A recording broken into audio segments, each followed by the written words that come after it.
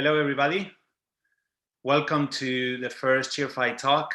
My name is Adrian Masida, co-founder at Cheerfy, and hope you're all having a great afternoon. For those that don't know me or Cheerfy, Cheerfy is a customer engagement solution for restaurants, bars, pubs, coffee shops, really a full software suite covering CRM, marketing automation, loyalty cards, rewards, and of course, online ordering. Online ordering and specifically delivery is becoming a must for restaurants. I think there is no argument about that. Pretty much accelerated by the change that coronavirus, COVID-19 is having on consumer behavior. And of course, accelerated as well by some of the regulations and restrictions that our government is bringing up on us. So no wonder then that operators are offering more and more their products through aggregators like Deliveroo, Uber Eats, Just Eat. And sorry, issue here. and therefore, they are bringing more and more of their products onto Deliveroo, Just Eat, Uber Eats. And what was before really a incipient revenue stream is now becoming a key one. However, this change brings about some challenges as well, of all types really, operational, commercial. And the one that intrigues me personally is the one about how it impacts customer loyalty. You know, to see all those loyal customers that would traditionally buy, dine, visit restaurants and bars and coffee shops around the country are now buying online from a third-party service.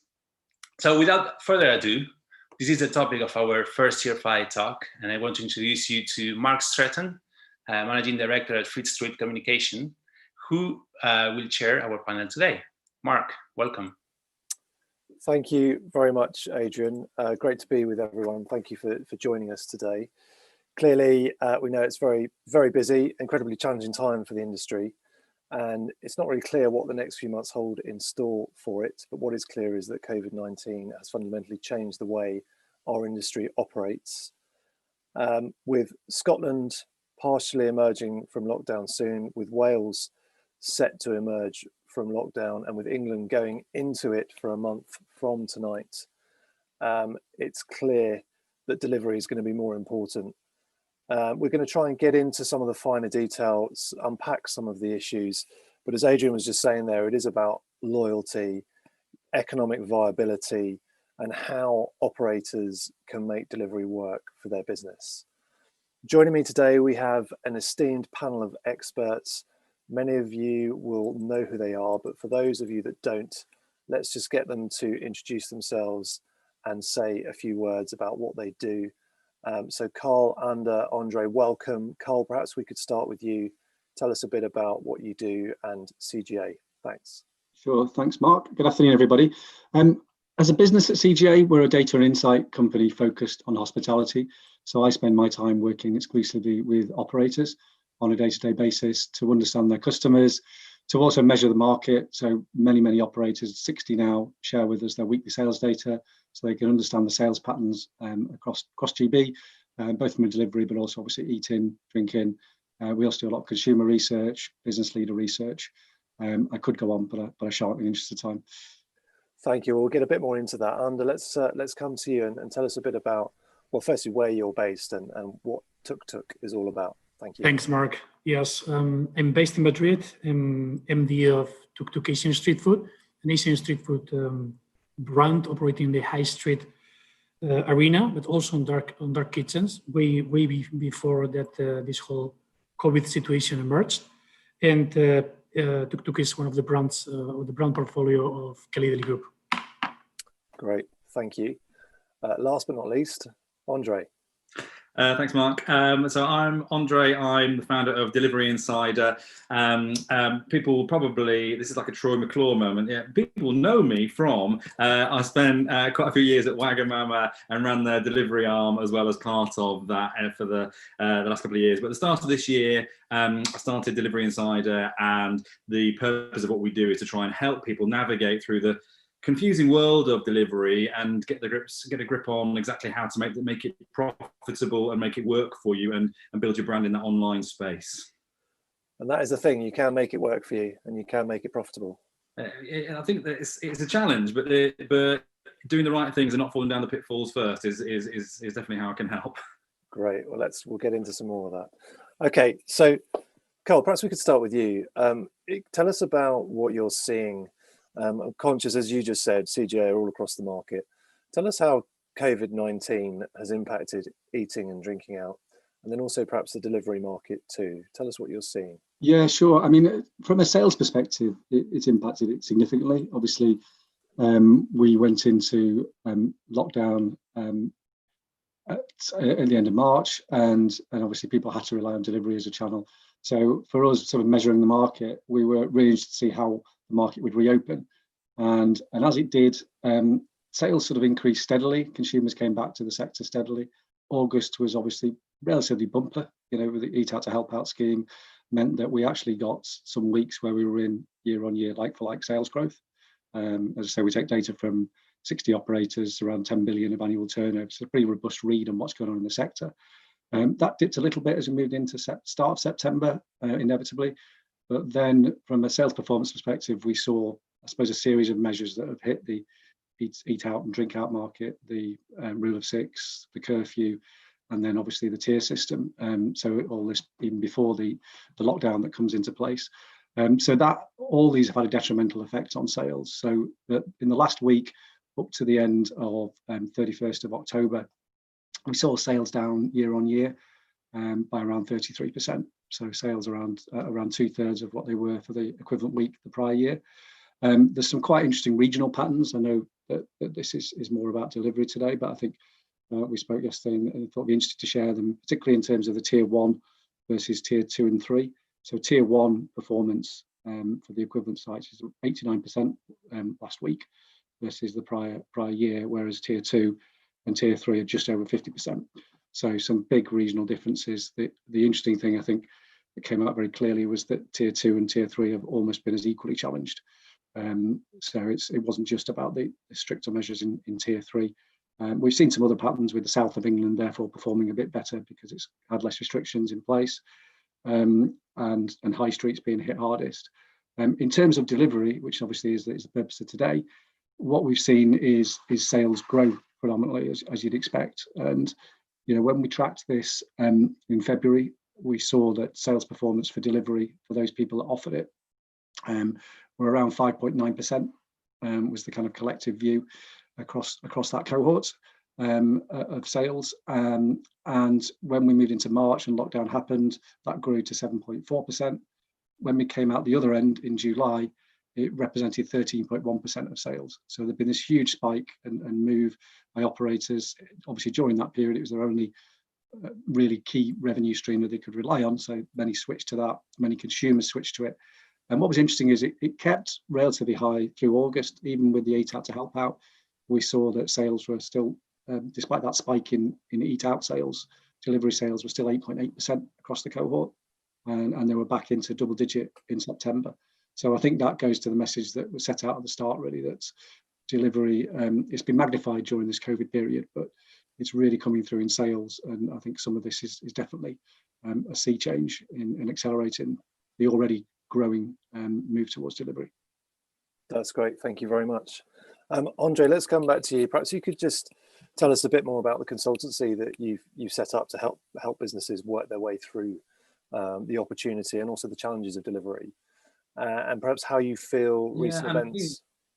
So I was just going to say, and also perhaps how you feel recent events have impacted the adoption of delivery. Yeah, the adoption one is interesting because Will Shue came out, who's the CEO of Deliveroo, sort of halfway through lockdown, and he said, we think that lockdown has accelerated our growth by about 2 to 3 years. And they thought that they would be at this point of adoption at that point. But because people have been forced to try delivery for the first time, you're having a broader demographic of users who may be a little bit more scared of trying delivery or daunted by it, have suddenly thought, well, we've got no other options, so we're going to try it. And so that initial trial and has driven now a new cohort of users who are becoming more au fait with being delivery households. And so that it opens up that broader range of customers to people. The challenge, I think, generally is that it's a crowded marketplace, and I think I heard one of the guys from Deliveroo say the other day that earlier in the year, pre-lockdown, they had 30,000 restaurants, give or take, on the platform in the UK. And then now, today, they have 46,000 restaurants on platform. So they have more than 50% grown their number of restaurants that are available to consumers. Yeah, they've gone to some more locations as well, and of course, there's more day slots that are available to people. But at the same time, it shows how competitive it is out there. And I think certainly what I've been trying to do is help people to, and I'm a brand guy, so I like to think about things from a, what is your brand really trying to do? How is your overall brand going to grow in the online space? And how is your online brand in delivery also going to add value to your core brand as well? Rather than just thinking, and I think in the early days, people were thinking, oh, I can just do a bit of delivery. It's a cash cow. I'll shove some food in a box. I don't see the customer. I don't really care about it. I'll just make some money out of that because I'm the only one doing chicken on the platform in my area, and it wins. But actually, what we're starting to see now is because of the competitions there, you need to think more carefully about how do you represent your brand online? How do you think about your menu, your ranging, your pricing, your photography style, how your overall brand comes across, and then onwards from that, how you work with the aggregators and how you can get them to help you. And then also where is the best places to have your food. Cuisine type based on location is really important to work out. Are you going into a really saturated market, or are you going into somewhere that there is an opportunity for you to do some trials and tests and learn and not risk everything all at once. So those are all the areas I try and talk to people about and try and help them to think through. And also one of the challenges now is that when you start a delivery brand, a couple of years ago, you could probably start something and it was a bit of testing and learning. It didn't really matter if it was a bit terrible on day one, and if you were really slow, you could catch up and it'd be all right. Whereas now, the competition is so fierce, you have to be great from day one, and you have to survive over those first 6 weeks when you're in that new tag on the platform, so that if you come out of those 6 weeks, you're in a really great place. Whereas if you start making tons of mistakes through that first few weeks when you're on platform, the algorithms are unforgiving and they'll slip you straight down the bottom. So it's having the knowledge of all the things that you can do on day one to make sure your brand works and sings on delivery, and not just treating it like it's a cash cow or it's a bit of fun of a test and we'll see how it goes. So all of that's the kind of thing that I try and help people out with today. That's great. Thank you. A lot to unpack there. It strikes me, it's really interesting. I think a lot of operators still haven't woken up to the fact that they're taking their brand online, and this is about e-commerce. So they better look great on social or on Instagram, their website.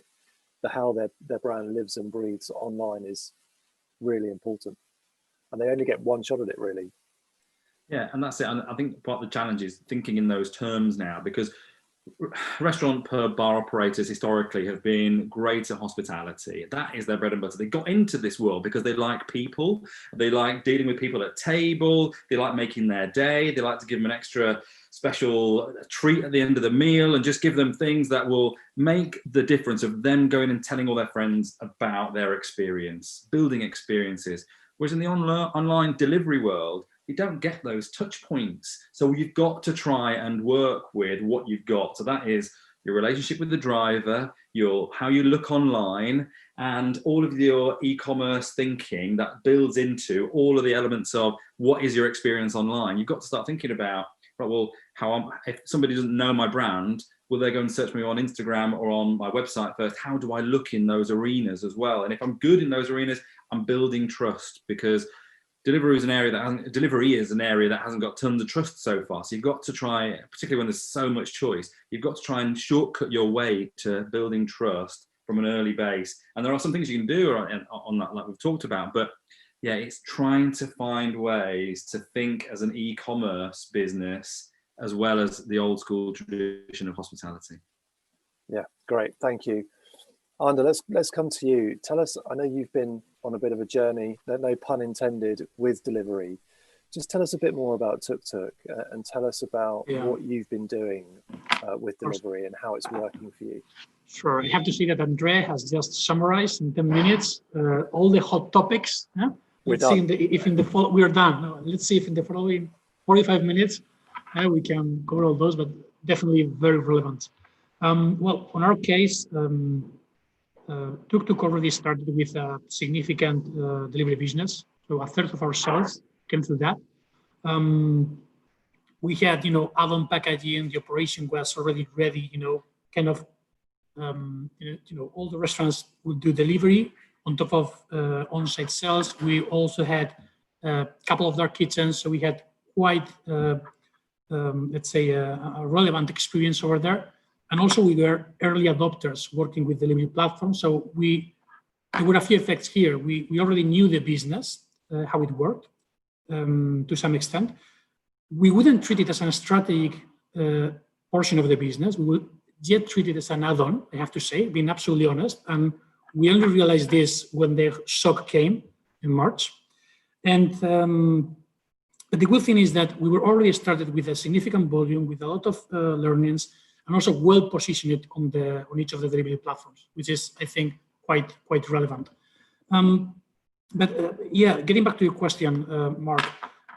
So back in March, we find out that all of a sudden, 100% of our sales come through the delivery platform. This would be, it's a third party. We lose control of the conversation with the customers. We didn't have access to the data of our customers. We were used to seeing the customer coming through the door. I have to say that even though we were present in Instagram, social media, etc., I wouldn't say that the focus was delivery. It wasn't. And we started to learn all this from March, right? So, but to me, let's say, the shock came when first we lose control of the conversation with the customer. We lose control of the, let's say, of the delivery function, because we just will produce the stuff on the kitchens, but then we will lose track of how the customer buys. We will lose track how the delivery is handed over, and in a very, very, kind of sensitive moment. And it was like we felt kind of naked to some extent, So at that point, we started working out how we wanted to, how we envision delivery in the future.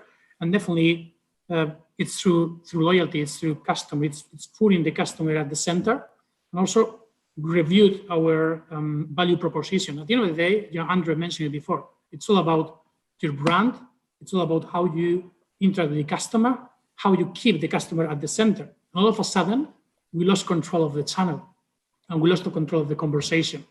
And that definitely speed up things. So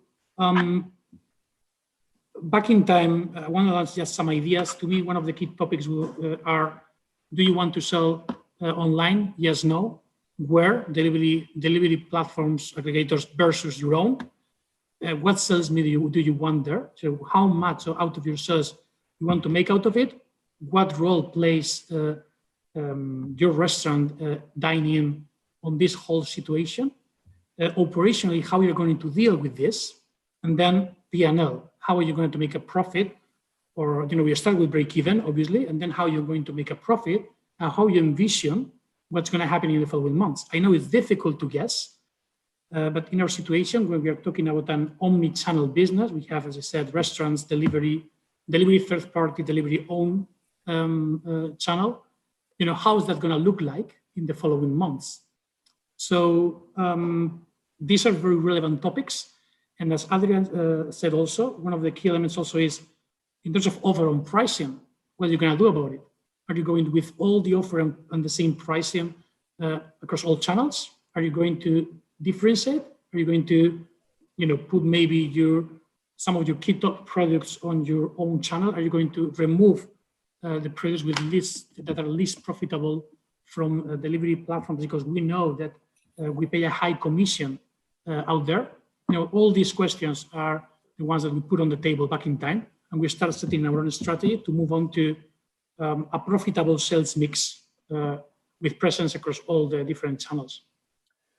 And it starts with, for looking at how you've gone through this, one of the moments you had was, well, yes, we need to use the aggregators, but we don't just have to use the aggregators to do delivery. Can you just tell us a bit more about that thinking and that process? Yeah, exactly. So By the way, I think Andre is having some problems. He took us quite literally when we said he was done.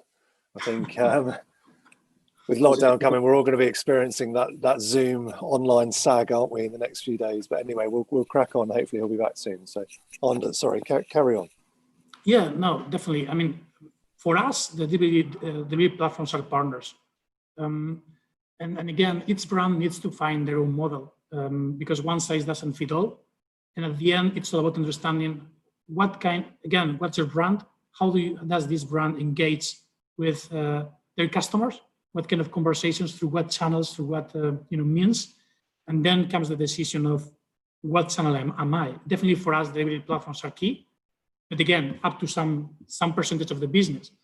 And that's very key because one of the things that happened all of a sudden is that many restaurants, were onboarded and run in that direction to get on board on delivery platforms. That maybe wasn't the right thing to do.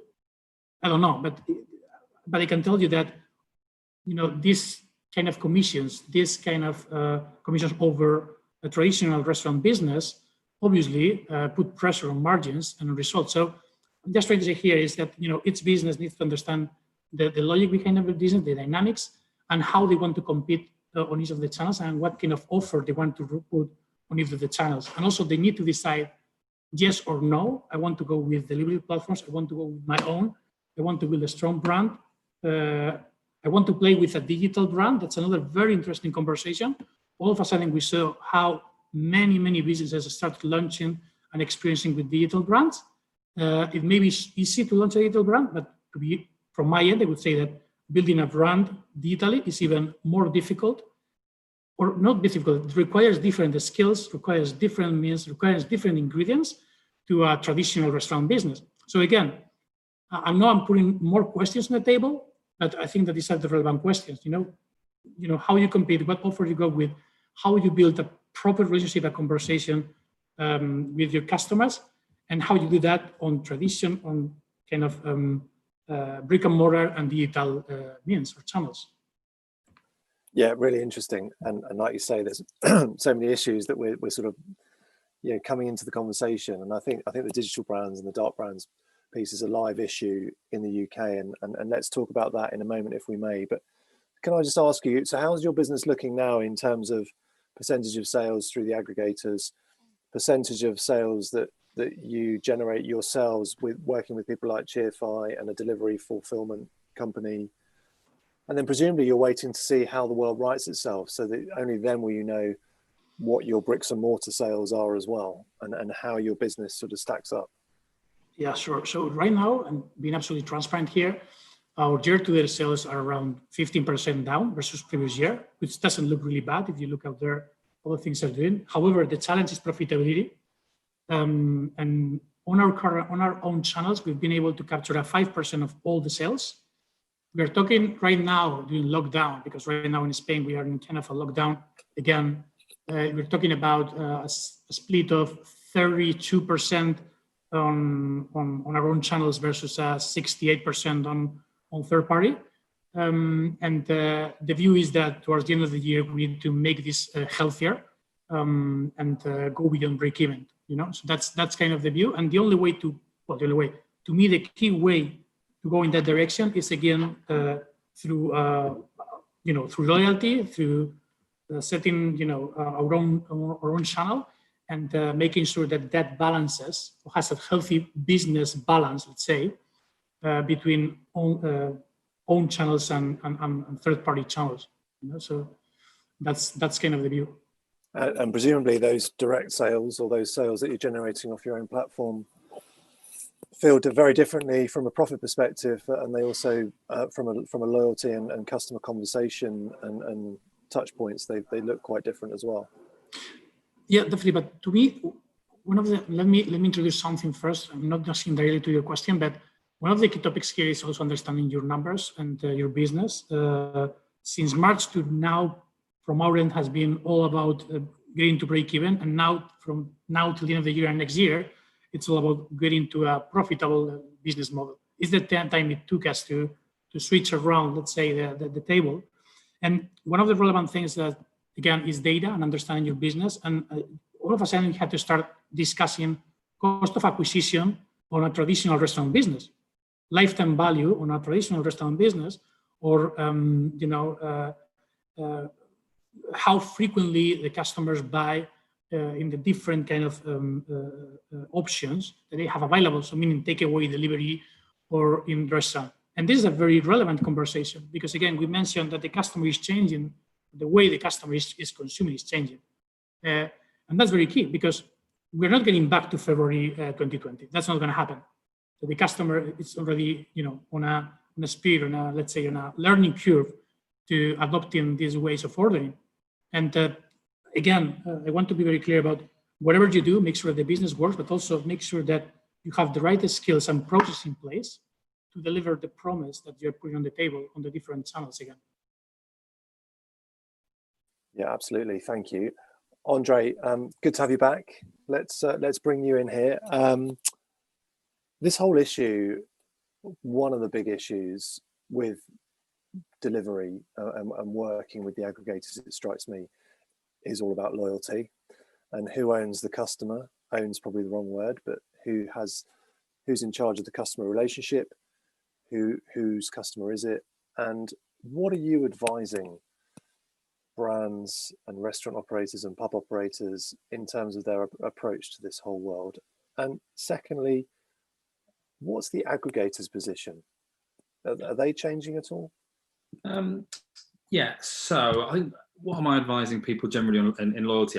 When I think about loyalty, I think about loyalty as being more than just a loyalty app or a stamp card and a collector card. I think in some people's minds, they think, oh, loyalty is a scheme, whereas actually, no, loyalty is a far deeper emotional response that you're asking your customers to have with you. So for me, loyalty starts with, what does your brand look and feel like? How do you make that brand interact with customers and make them feel like they're having an experience, a wow with your product? And now that could be through your packaging, it could be through how you represent online, how you tweet people or comment on people's Instagram photos when they take photos of your food.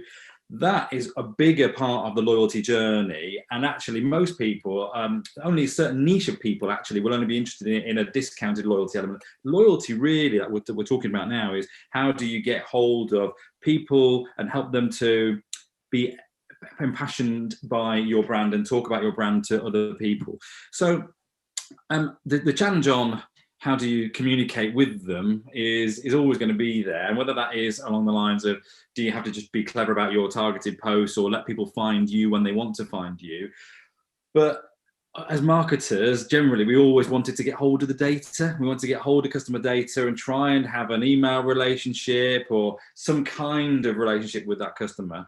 And so there are things you can do to try and get hold of that. But of course, the aggregators are always going to, and particularly with their position on GDPR and holding data, they're going to want to hold on to that data as much as possible, because that, frankly, is their USP of owning that data. I mean, yes, they've built a nice network of drivers and an online platform, but actually the data behind it is the most powerful and valuable piece of it. So there are ways to get hold of that, and there are some direct to market channels that you can go on, and some of the aggregators are now starting to think about how to open up some of those channels to you. So there's Deliveroo have just launched something called Front of House. It was called Brought to You originally. We trialed it in Nando's, and so you'll see that on Nando's pages and Wagamama pages now, where you can order directly from the brand, but it's the I guess the logistics of it is looked after by the aggregator, and the data then is owned by the brand, and you've got a much better chance of then interacting with your customers.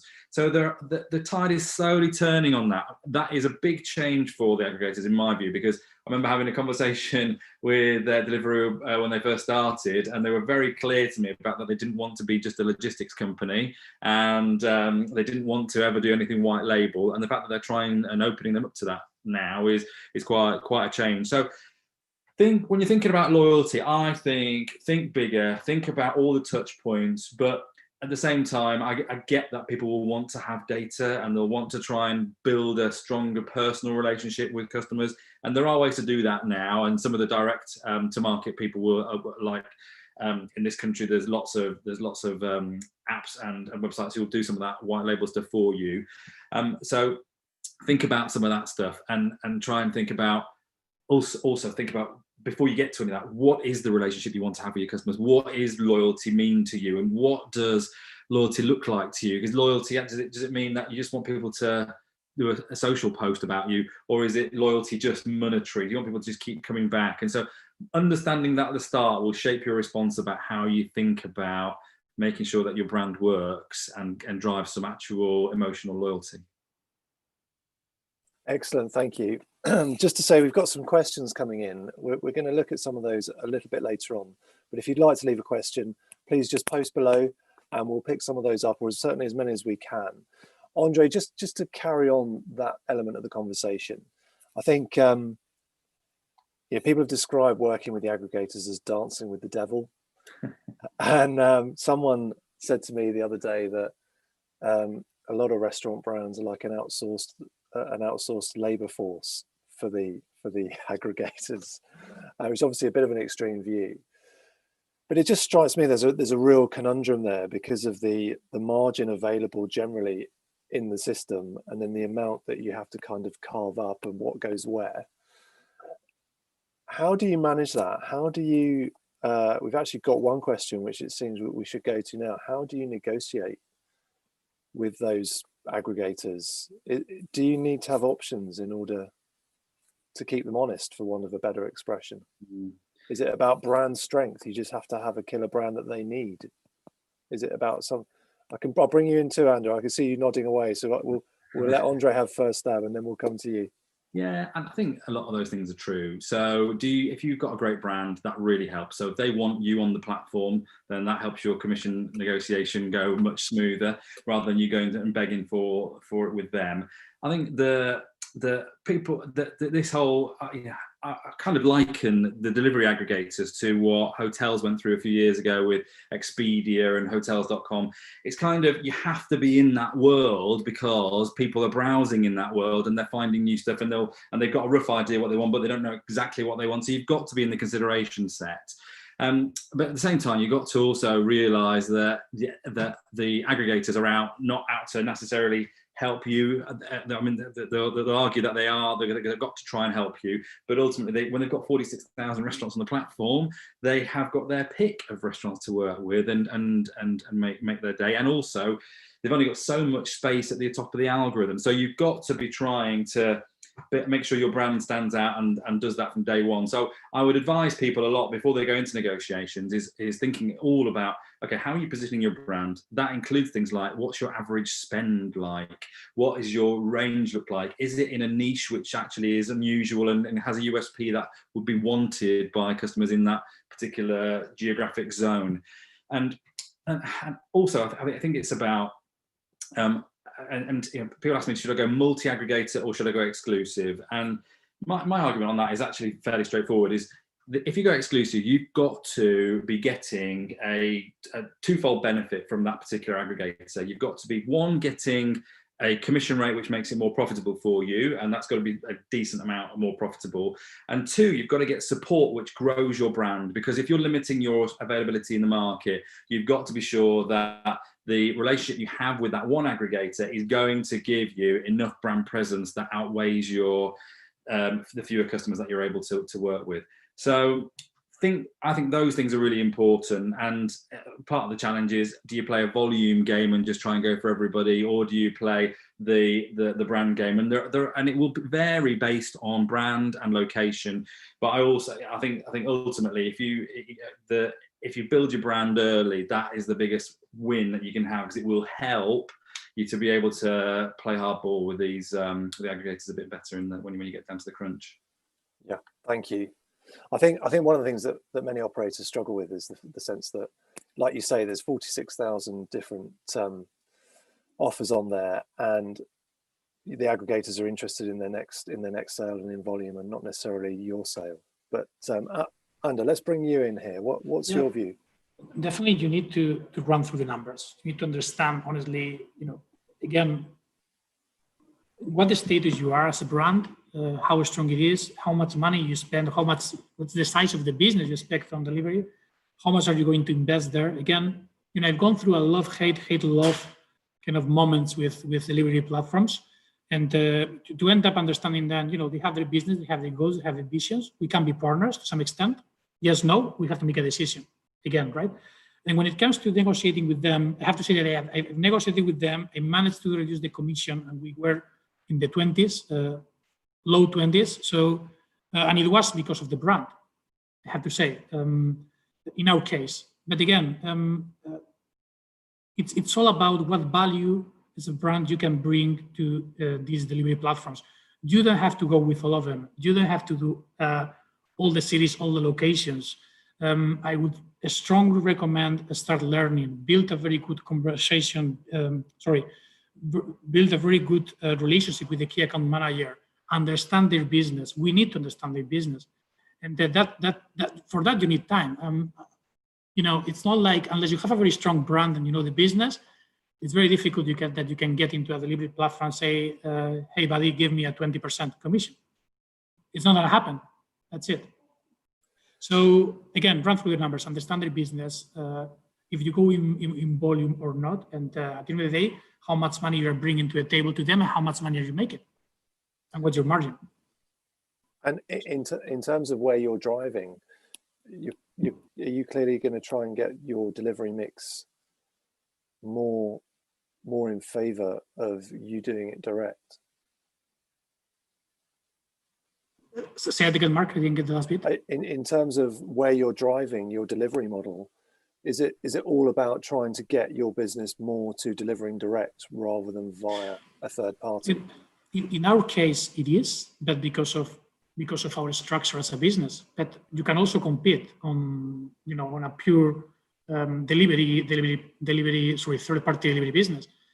But again, you need to work the numbers. So it may be the case that you have an average sale ticket, let's say, but then you will find out that you need volume. There are examples of venture capitalists getting into this business. We are seeing all over the place dark kitchens being opened. I yet want to see what's the business model behind, but it's challenging if you have a high commission. Now, if you're able to say, hey, I bring 5 brands, with this value proposition, you're going to make money Monday to Sunday. You're going to make money, offset the seasonality effects of one brand with the other. And at the end of the day, December 31st of the year, you will get this amount of money. Then you can go and, you have this kind of proposition, and you can go to the delivery platforms and negotiate a commission again. Again, it's all about the business model. I know I'm repeating myself. I'm going to the basics all over, every time. But I think that's for your sanity, isn't it? It's what's the model? What does the P&L look like? Is it profitable? If it's not, how do I get there? And sometimes the urgency, and I'm talking about this because I've committed these mistakes. Back in March, April, May, very difficult times where we were all going through this shock that affected mostly our cash at the end of the day. And, I ran through to the delivery platforms. I tried to push really hard on the commission scheme. We were one of those that remained open on delivery since the very first day. I have to say that from our end, it was disappointing to see how they forget quickly about that, but that's a learning also of the kind of partner that you have, and also was a revelation in a way, because it reassures us on the direct to customer way, because we have a strong brand, and for us that was the way. But I know also that it also opened opportunities to other brands to develop digital brands, to expand into delivery platforms, to bring, for instance, not luxury, but high-end restaurant business in Madrid. Michelin star businesses went through delivery platforms, and they were making a significant business. So that's also how this kind of platforms also helped some of the offers available out there that weren't available beforehand on delivery. Yeah, and that opportunity came straight out of the fact that we were in a shutdown, and something that wouldn't normally be predisposed to working on delivery was suddenly a really attractive proposition. Let's talk, Karl. I'll bring you in, and let's talk about the issue of dark brands. We know it's clearly a live issue in the UK, and it seems a lot of the big operators have used dark brands almost as a bit of a hedge not putting their main brand into delivery, but having something that's serviced out of one of their kitchens, but almost like a standalone entity, which seems a bit counterintuitive to me, but we can understand why they do it. What's your view on dark kitchens, and what, as CGA, what are you seeing across the market? Yeah, I think, as you say, to an extent you can understand why operators do it. It does allow the ability to reach a different audience, maybe with a slightly different offer. If they've got capacity in the kitchen, they see it as a revenue stream. So I think I'm not decrying people that do that. I think we've talked a lot about loyalty, and I think Andre mentioned about the importance of omnichannel. I think most people, if they look themselves in the mirror, want to build a strong brand that people will come to. It helps with a loyalty point of view. It helps with the negotiations with the third party delivery providers. So I think most people would rather develop their own brand. And to me, we don't have a lot of hard data on it. I think when we ask consumers about dark kitchens, they're generally negative in terms of the idea of it, but obviously they don't always understand which brands are operating out of which kitchens. So therefore, it's very hard for consumers to really get a handle on it. But I think, if I was an operator, I'd be focusing very much on leveraging my brand across different channels. And again, through lockdown, we saw it not just through delivery, but people doing, food kits at home, engaging with consumers. And Andre talked about it really well, about thinking about your whole brand across the whole channel suite, from and across a whole different range of media channels. So to me, it's a fairly dangerous game going too much down that route. Is my view. And I think for me, brand equity is fundamentally important. It's your point of differentiation, what your offer is, what you offer consumers, both in venue but also outside. And clearly there's a lot of concerns over quality and the fact that you're giving that delivery over to a third party. But if you can get it right, and I think many operators are starting to do that, then delivery becomes a really important channel for you to spread your brand and increase frequency across that additional channel. And the business leader research that we do, that's come up really clear. Actually, you talked about the dancing with the devil. I think when we did some research a couple of years ago, there was an overall kind of concern over, and a net negative concern over delivery. There was a view that definitely it drove sales, but in terms of brand perception, there was a net negative. We asked the overall whether people were positive or negative about it. There were more people that were negative. That switched. So I think people are getting their head around it now. So to me, I think that brand equity is really important, and we've seen the threat of the likes of delivery potentially talking about doing their own dark kitchen model brand. So I think, to me, you want to build value in your own brand fundamentally. Yeah, thank you, Andre. Let's get your view. Yeah, where are you on dark kitchens? Yeah, so I think there's the point on terminology. First of all, so dark kitchens are the physical spaces which are a delivery-only kitchen, and then dark brands, virtual brands, are just brands that don't have a physical fascia and can be turned out of any kitchen anywhere. I think I was talking about virtual rather than so the virtual brand stuff is I mean the challenge is ultimately you've got to build trust through any brand. So therefore, having a virtual brand is only useful for you if you can actually cut to the chase and actually get some sales out of it. And think about, I talk to people, what's your end goal with this brand? Do you want to have a brand which is just, making a bit of cash for a few weeks, or do you actually trying to invest in a brand for the long term? And if you are, then treat it as such and do the right things around building that brand properly. I think that I like Karl's talk about how the operator's mindset has changed a bit now, and they're starting to realise that delivery should be taken seriously. I mean, it's a shame it's taken lockdown for some to get into that mindset, but I think that I spoke to one business a few months ago, and they said to me, do you know what, we deliberately made our delivery a bit shit because we didn't want it to be that good, because we want people to come back to the restaurant. And so and that just blew my mind. So I just thought, well, they really just don't get that. If you're on your sofa at home, you are not going to suddenly go, oh, it's pouring rain, I'm not going to just jump out and go to a restaurant. They're in the mindset there that they want delivery. So they're on their app and looking, and you're in the mix of choosing whether you're having Chinese, Indian, burger or pizza at that point. So therefore, if you're not in the mix on that app, then you've got no chance of getting the sale.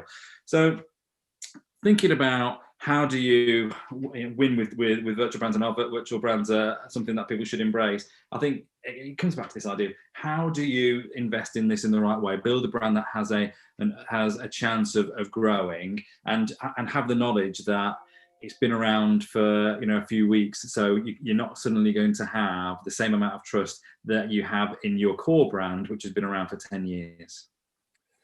Yeah, thank you. Just got a couple of questions here. I'm just conscious of time, so let's dig into a couple of these. One is the growth of the delivery market a short-term impact of COVID-19? And will it go back down to pre-COVID levels? Feel free to say yes or no, or elaborate as much as you like. Ander, let's start with you. Okay. Well, first thing is that I don't think we have any studies yet. Karl mentioned that we have China, as kind of the forefront of this evolution.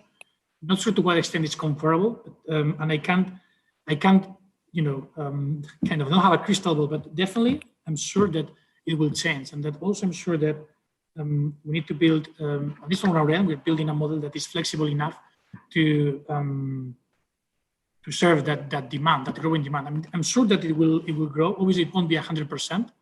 I envision in our end that it will be can be 50-50. That will be a 50% growth in our case versus pre-COVID, which I think is kind of the numbers where I would say we're going to move on in the following 6 to 9 months. That's my view. Karl, let me know. You are closer to data, maybe. If I'm close or no. Yeah, I mean, we're not predicting an actual amount. I think to answer the question in the shortest form, I think to us it's been massively accelerated during COVID. It was interesting hearing what Andre was saying about the Deliveroo's view on it. To me, it was always on our data. We could see it growing anyway. And you spoke to many operators on the high street, and they were already sort of double-digit revenue percentage-wise was from delivery. So it was already a really important channel. I think it's been magnified during this. We've also seen some big players in the UK enter it, people like Green King, who were big operators that were thinking about it beforehand, and I think have now entered that market. And I can't imagine they're necessarily going to step back from it. And we've also seen things like drinks is another area that's growing. If you look at the US, I think 35% of consumers have ordered alcoholic drinks with their food deliveries, and we're starting to see that grow in the UK. And again, it's something that people were perhaps dabbling with. You had people like Be At One doing cocktail deliveries, but now it's seen as an important part of that basket is including drink as well. So to me, the revenues are only going to go one way. I wouldn't like to say to what point and set under a target, but I think to me, the kind of genie's out of the bottle. People are getting their head around it. Consumers are engaging with it. So I don't see that we're going to go, back to pre-COVID levels. It might dip off as we see the growth of beat-in sales, but I think it's here to stay. Yeah, I think the drink piece is really interesting, and obviously with the technology, it allows you to drive that basket, doesn't it, and suggest certain other things. And we talked about meal kits just now. We've got another question, on that. Many businesses are now offering these DIY kits. We've famously got Pizza Pilgrims, but many others as well in the UK. And we also have people doing cocktails out of the box, and as well as cocktails on food menus, etc. Do you think that's the next iteration, big iteration? I mean, it's already happening, but what are the next big iterations? Because it feels like e-com. We know some restaurants are even doing merchandise. Has COVID helped to accelerate that march into e-com and that march into digital, revenue streams? Andre. Yeah, and I think that it has. And why are people buying into meal kits? Is because they crave experiences. And they want an experience at home which gives them at least something which is novel and exciting, like it was when they were dining in a restaurant. And that's why those have done so well.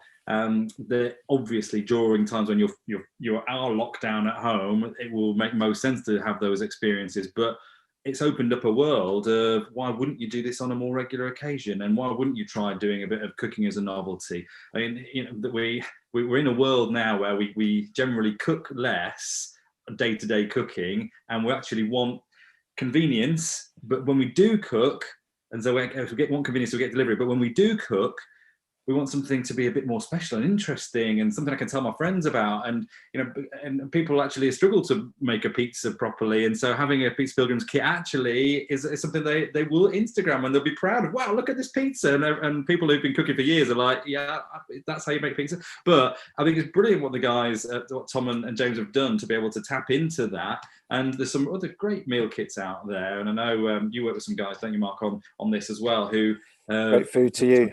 Yeah, great food to you. And they've been brilliant about setting up a whole industry around helping people create restaurant meal kits and get that to market and put experiences into people's homes. I think it's fantastic. It's I mean, anything that de-risks my time at the stove is a good thing. Just to comment on, sorry, Mark, just to comment on this one, because this just brought me, remind me about a news that I read the other day on TechCrunch. Nestle US just bought Presley, a company that is, I think, 5-6 years old, for 1.5 billion. So, so if Nestle is doing that move, it's because definitely that's one of the segments where there is larger opportunity in the future.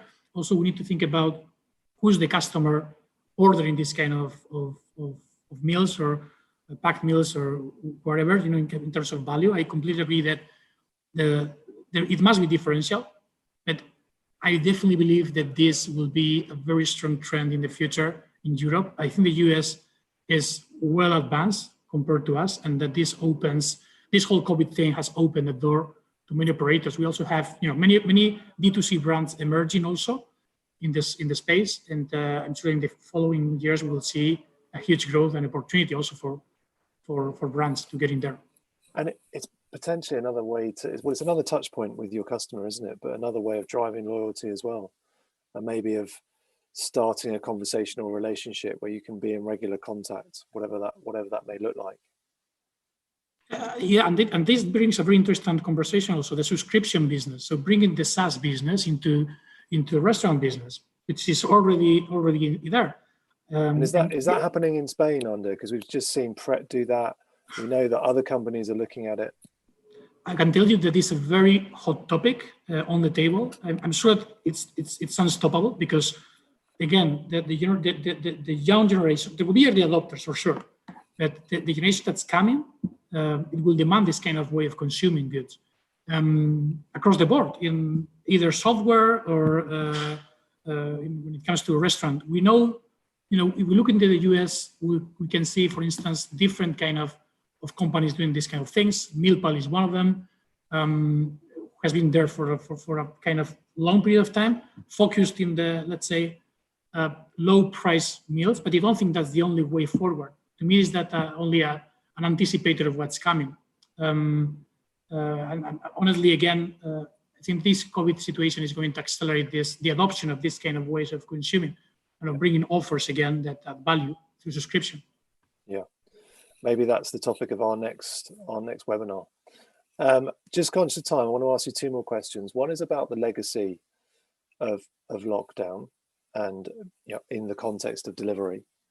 And then I think I'm probably just going to ask you to answer the question that was posed at the start of this webinar, which is, does delivery compromise loyalty?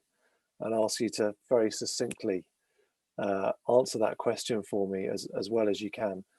Karl, perhaps I'll come to you. Tell me what your thoughts are around the legacy of COVID-19 and this era that we're living in, and lockdowns and restrictions and all the rest of it.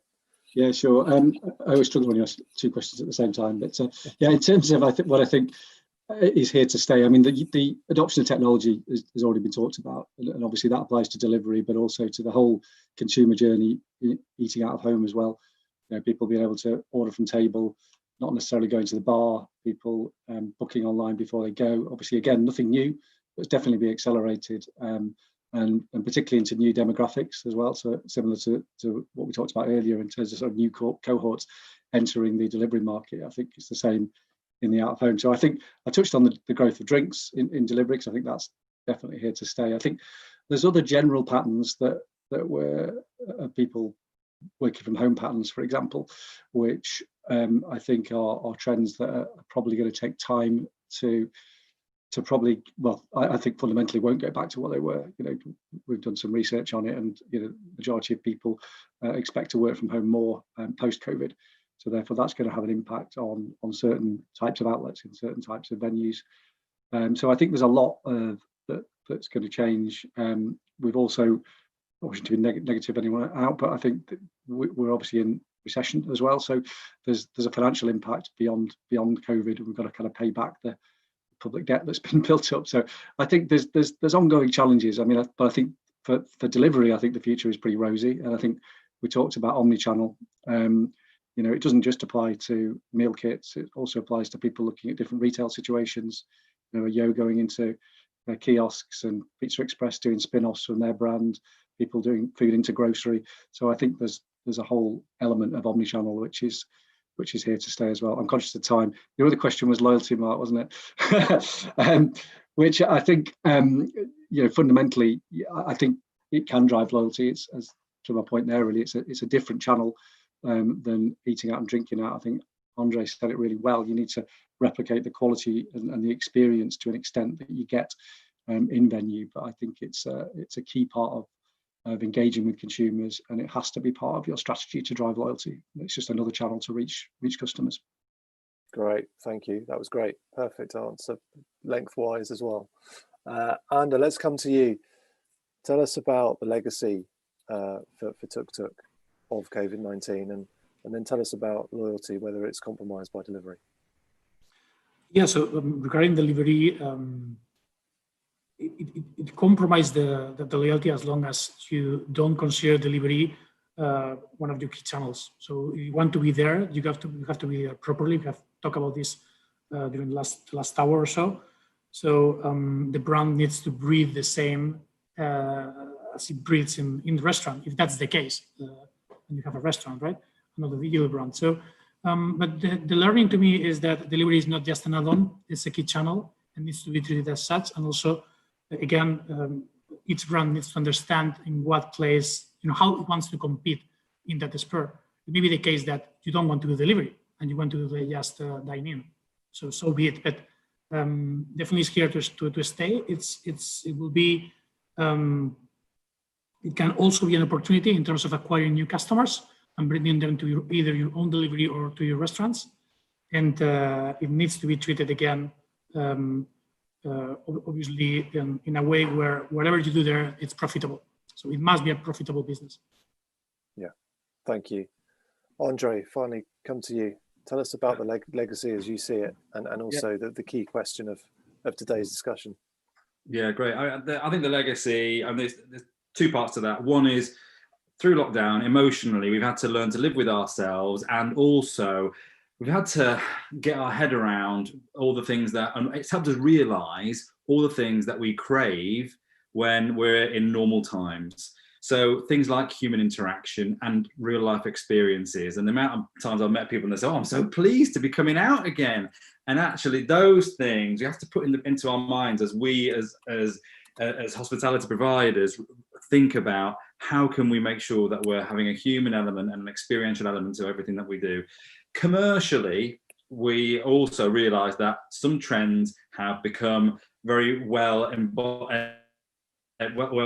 bodied into the whole time of lockdown, and people are sticking with those trends. Hopefully some of them will go away quickly, like online quizzes. That was the bane of my life over the summer. But the other trends like delivery have been actually really helpful, and other trends like Karl says, that the way that people work from home now, actually some of those things are really useful. But commercially, we just have to make sure that we are thinking in an agile enough way to take advantage of these opportunities. In every recession, there are always new things that come out of it, and it's the businesses that can move to those opportunities best quick enough, then it's the ones that do the best out of it.